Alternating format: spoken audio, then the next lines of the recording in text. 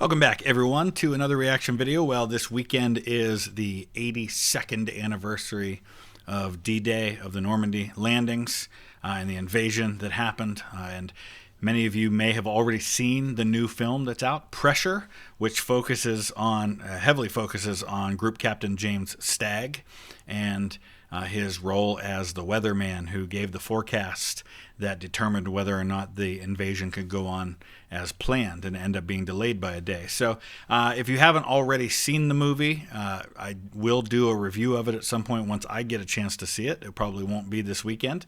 But our friends over at the Operations Room have a video called How a Weatherman Saved the D-Day Invasion from Catastrophe. And I thought this would be a timely opportunity to look at that video. Weather is one of those lenses through which we can view history. So much of history has been determined by the weather. Everybody talks about, the Spanish Armada in 1588, which was defeated by the English and kind of sets the stage for England becoming the premier naval power in the world for a couple of centuries. And that happened largely because of weather.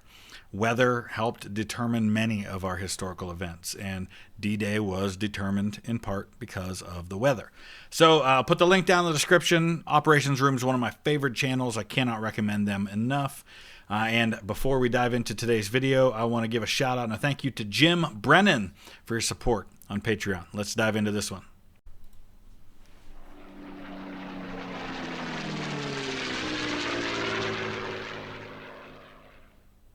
A quick word on this week's sponsor, the hotly anticipated Second World War film, Pressure. Wait, they're sponsored by Pressure? This is pretty cool. So I should mention here that a couple of things. I haven't seen the film yet, but I do know that quite a few years ago, one came out called Ike Countdown to D-Day, where Tom Selleck plays Eisenhower. And it covers more than just the couple of days leading up to D-Day, but it does tell much of this same story. It's the story of the build-up to D-Day, not D-Day itself, and shows a lot of behind-the-scenes stuff.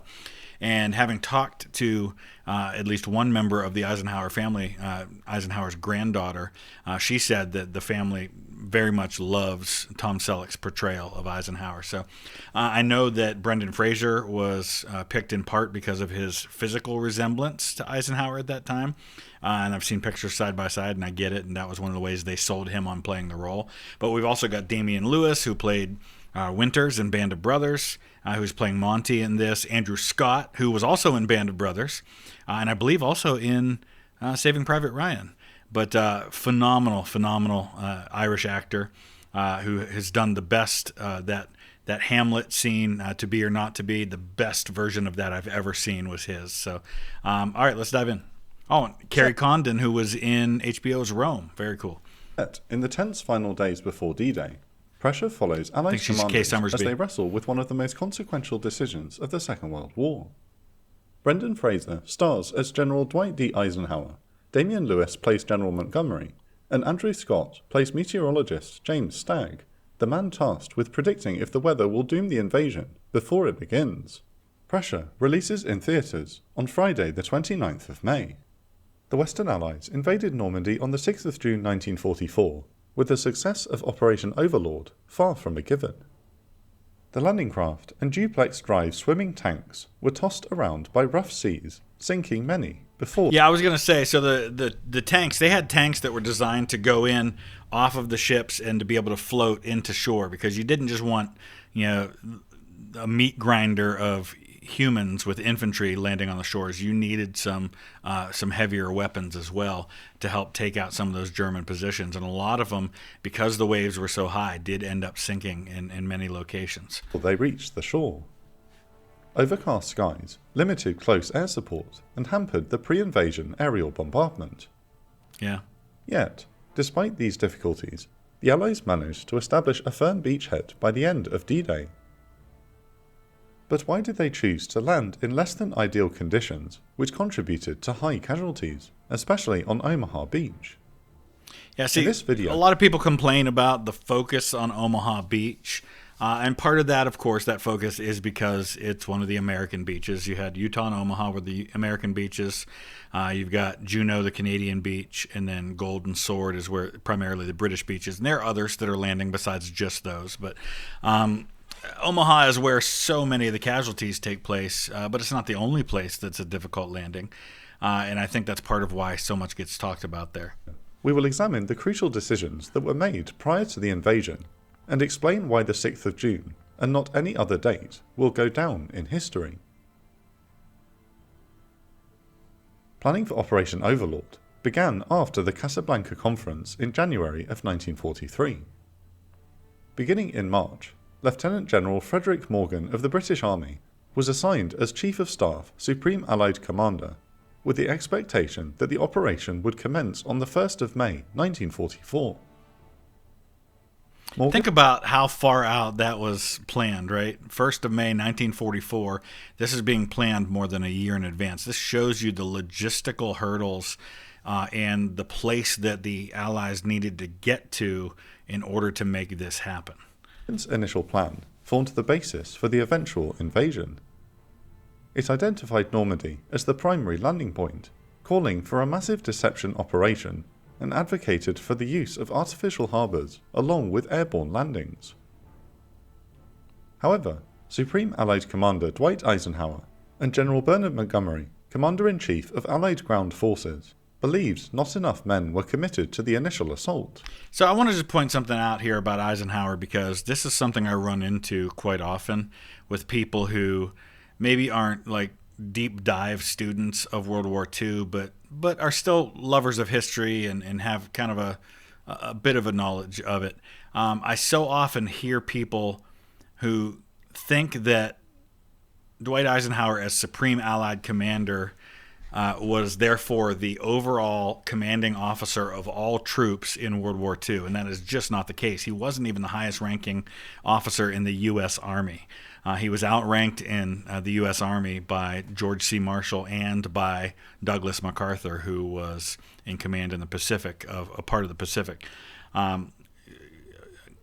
Eisenhower was Supreme Allied Commander of Europe.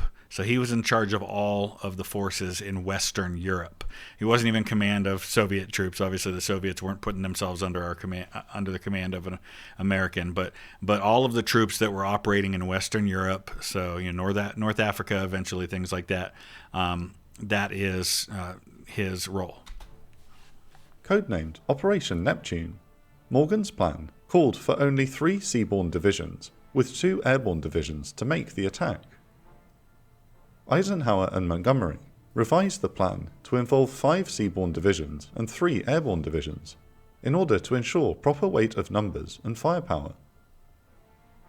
This would also allow the divisions earmarked for the assault to get in extra training.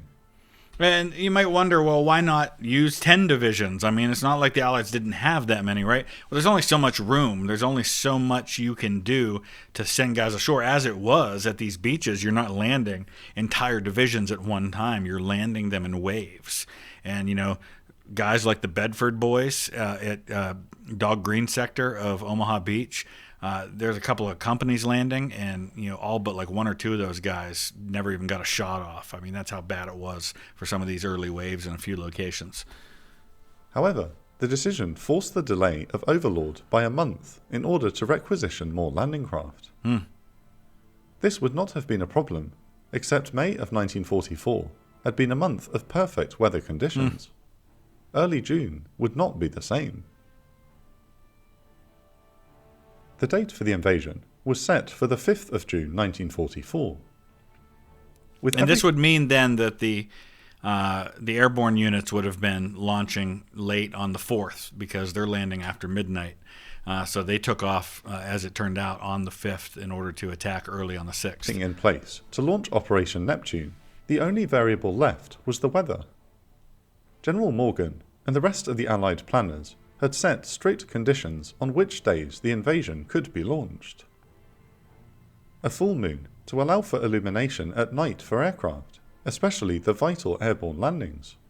This would also provide the highest and lowest possible tides. And you would think that, well, why not go during a new moon when there's no light, because then it's harder for the enemy. Well, it's also harder for you. And when you're weighing, do we go full moon? By this point, the Allies are gaining a pretty strong advantage in the air, and so the the benefits to a full moon and to the visibility vastly outweigh the negatives of the enemy also being able to see better at night. Low winds and calm seas to make it easier for the landing craft and DD tanks to wade ashore. Clear skies, devoid of cloud cover, to allow Allied aircraft to provide support to the landings. Gotta have that. 17 hours of daylight to allow as many troops to come ashore during the day. An inshore wind to blow smoke away from the areas targeted by the pre-invasion naval and aerial bombardment. That's a lot of factors, just those 5 things. And think about how, the full moon, obviously you can control when you go based on, because you know when that will be. But you can't plan months in advance for weather and wind and things like that. The man responsible for determining whether these conditions could be met was Group Captain James Stagg of the Royal Air Force, General Eisenhower's chief meteorological officer. My understanding is, and you guys can correct me if I'm wrong on this, that a group captain is roughly the equivalent of a colonel in the U.S. Air Force. The Supreme Allied Commander described Stagg as a dour but canny Scot, who fully understood the responsibilities he had been given. Stagg was not a meteorologist by trade, nor a soldier. He had originally worked as a geophysicist before the war, and was given the title Group Captain in the RAF Volunteer Reserve to lend him the necessary military authority. Okay. And this was a pretty common thing that happened in World War II when you had the military using so many normally civilian services like weather forecasting.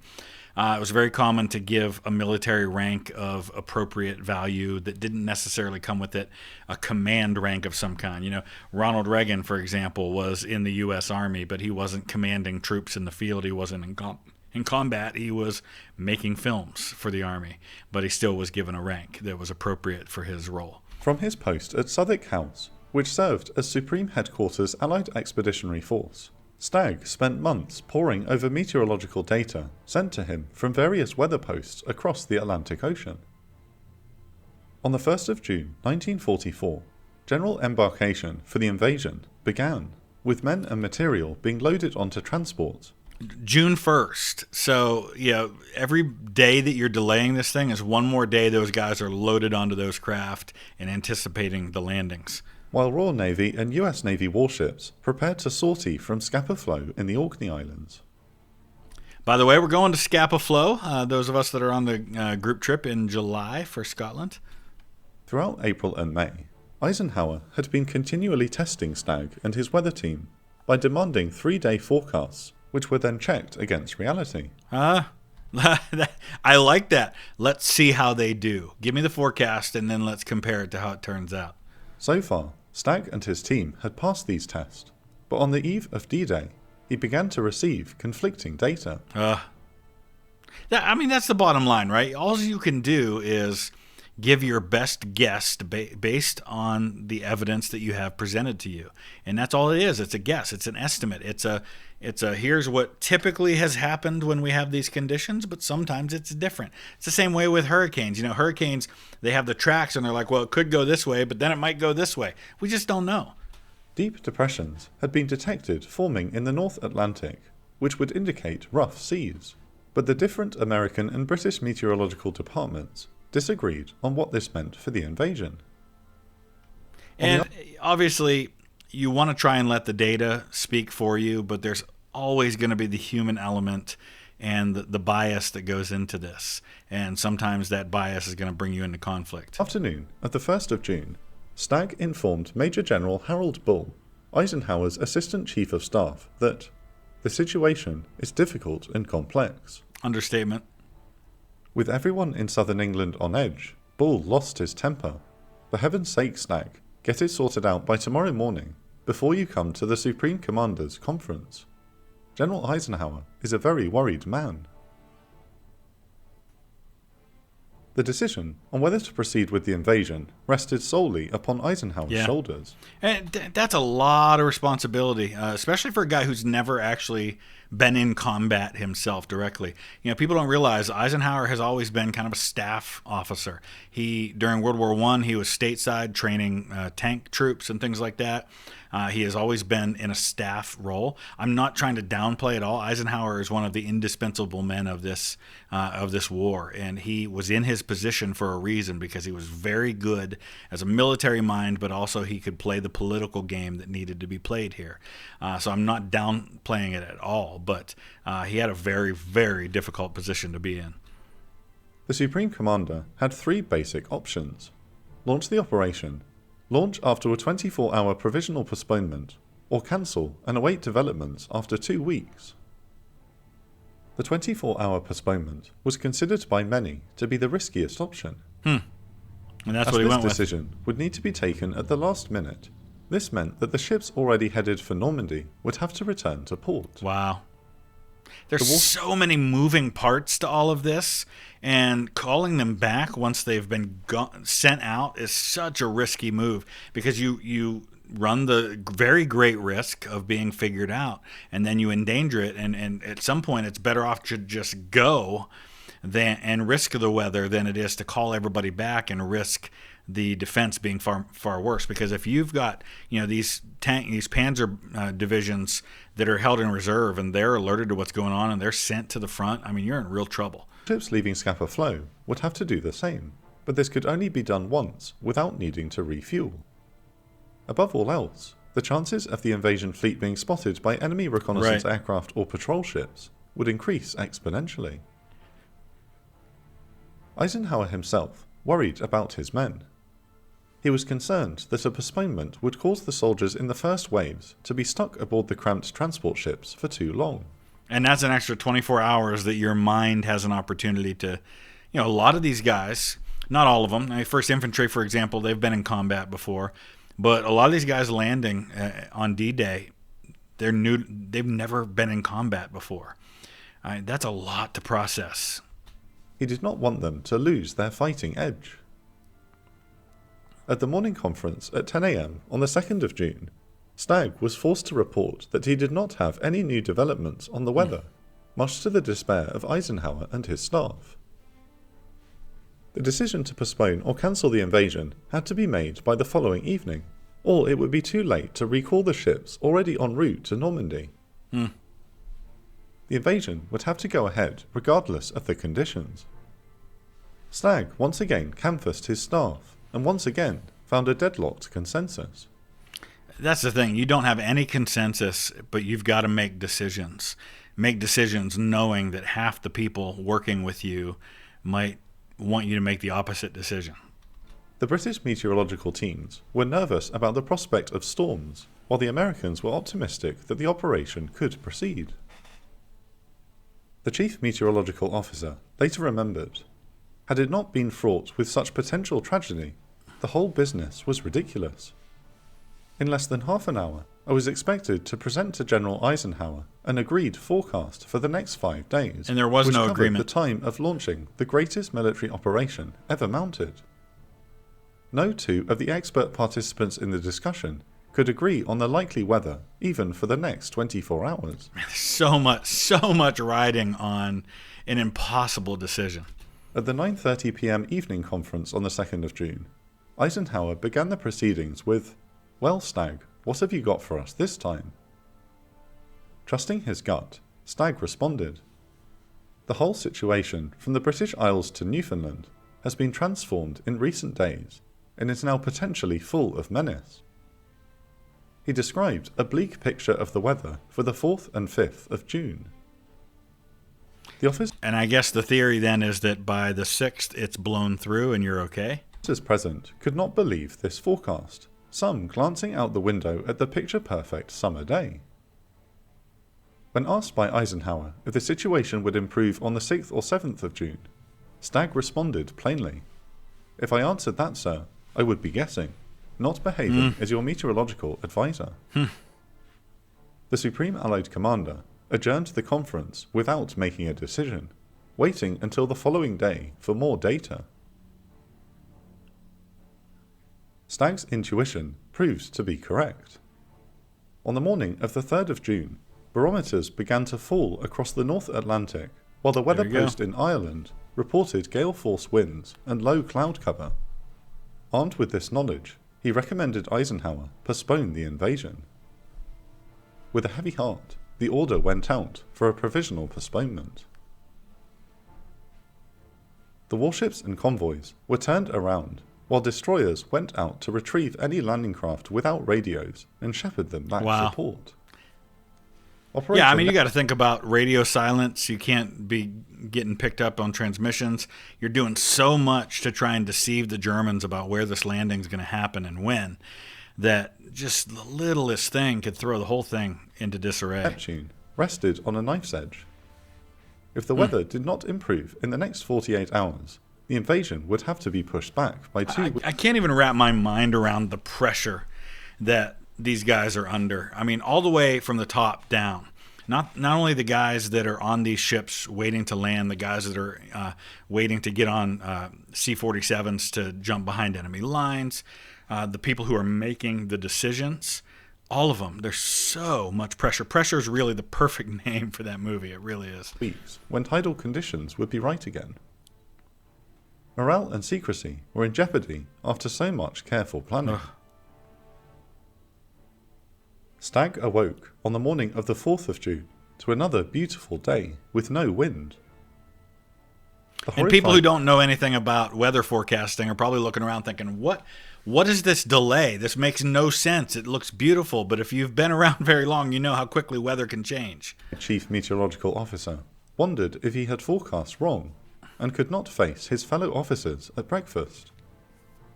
However, he felt some measure of relief when the predicted storm rolled in later in the afternoon, battering Southwark House with rain and high winds. Despite the suddenly wretched weather, Stagg soon received welcome news. At the 9:30 p.m. conference, he faced the Allied leadership as a new man. And 9:30 on the evening of the 4th, you're talking about roughly the time that the airborne would have been starting to load up, right, to get ready to jump behind enemy lines, and you're about 24 hours out from like this really moving forward. Gentlemen, since I presented the forecast last evening, some rapid and unexpected developments have occurred over the North Atlantic. Fast. There would be a gap in the bad weather beginning on the evening of the 5th of June, lasting for up to 36 hours. Stagg cautioned Eisenhower that the weather would not be ideal, but it would be good enough for an amphibious landing. A spirited discussion followed.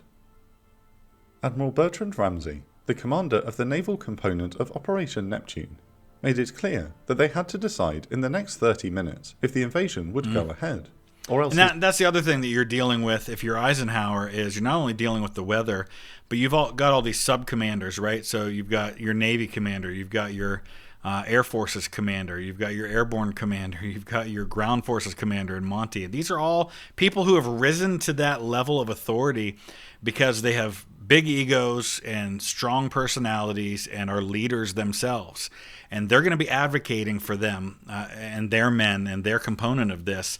And for some components, if you're the airborne, the high winds, not good.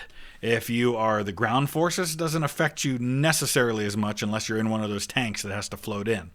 If you're the Navy, it's going to impact you. So everybody's got their own argument to be made here. Warships would have to be recalled again. Air Chief Marshal Sir Trafford Leigh-Mallory, the Air Commander-in-Chief, expressed concern that the bombers would have bad visibility and proposed cancellation. And I believe that George Mallory, who is the guy who died up on Mount Everest, his brother, pretty sure. I'm going to double check that. Okay, yeah, confirmed. He is the brother of George Mallory. And unfortunately, Trafford Leigh-Mallory himself, who's a war vet from World War I, he was a squadron commander in the First World War, actually died not long after the events of D-Day in a plane crash in the French Alps on his way to take command of air forces in the South Pacific. Finally, Eisenhower turned to Montgomery and asked, "Do you see any reason why we should not go on Tuesday?" No, Monty wanted to go. Montgomery responded immediately. Not at all. Yeah. No, I would say go. Eisenhower pondered for a second before saying, "I'm quite positive we must give the order. I don't like it, but there it is. I don't see how we can possibly do anything else. And listen, Eisenhower relied on the best people he had available to him, but then he ultimately took responsibility, and then he planned to take responsibility if it all went wrong. He had a letter written out that's very famous now where he claimed full responsibility for the failure of the landings. He ended the conference and ordered Stagg to report to leadership again at 4:15 a.m. the next morning to confirm the weather. The chief meteorologist returned early on the morning of the 5th of June with a confident report. I mean, you're 24 hours plus out from the landings at the beaches, which I think are happening, 26, 27 hours after this point, but you're getting the weather forecast at this point just so you know what's going on, not because you can change anything about the plans. The weather forecast had held, and his recommendation stood. With wind and rain continuing to batter Southwark House, Eisenhower once again polled his staff. Montgomery was impatient to get on with it, while Ramsey deferred to Lee-Mallory. The air chief was still uneasy, but finally said he was willing to proceed. The Supreme Commander smiled and confirmed his decision. "Okay, let's go." The room erupted into cheering. Yeah. And the aides... there's a level of, there's stress involved and the pressure involved of, do we go, do we don't? But there is a level of relief that happens once the decision has been made, because now, instead of worrying about are we not, now you can move forward with the next phase, which is, okay, how do we make this as successful as possible? And I love this picture, too. You got all the people we've been talking about, plus you got Omar Bradley up there in the top left, who was the commander of American ground forces at this point. He's under Monty. And quickly dashed out of Southwark House to relay the orders. A relieved Stagg returned to his bedroom to grab some much-needed sleep. Yeah. Months prior, General Morgan had teased him by saying, "Good luck, Stagg. May all your depressions be nice little ones, but remember, we'll string you up from the nearest lamppost if you don't read the omens right." No pressure, dude. No pressure at all. The weather held true, and Operation Neptune went ahead as planned. As predicted by the meteorological team, the conditions were not ideal, but were good enough for the invasion of France to be a success. Stagg and his staff were proven right in more ways than one. Had Eisenhower cancelled the landings and gone ahead 2 weeks later between the 18th to the 22nd of June, they would have run into the worst storm in 40 years along the Normandy coast. The surge and wind was so powerful that it destroyed one of the 2 artificial harbours supporting the invasion. These Mulberry Harbors, as they were known, they're just one of the many incredible inventions of the Second World War. This innovation to allow for artificial harbors, because once you land, that's just the first part, right? Now you're going to be pouring as many troops into that beachhead as possible, and you've got to be able to supply them. You've got to be able to feed them, give them ammunition. You've got to run cables from England over to France that carry, or not cables, but pipes basically, that carry fuel to be able to keep things moving. There's so much logistical involved in this. One member of Stagg's staff, New Zealander Lieutenant Commander Lawrence Hogben, later recalled, "On the 17th of June, all 6 of us produced a forecast for the 19th for almost perfect conditions, but the invasion would have been a complete catastrophe." So, I mean, God watching out for you there, right? I mean, had you gone with that date, you would have predicted great weather, you would have sent the invasion, and it would have been a nightmare. Thank God it didn't happen that way. As fate would have it, the 6th of June 1944 proved to be the only possible day in June that D-Day could have been carried out successfully.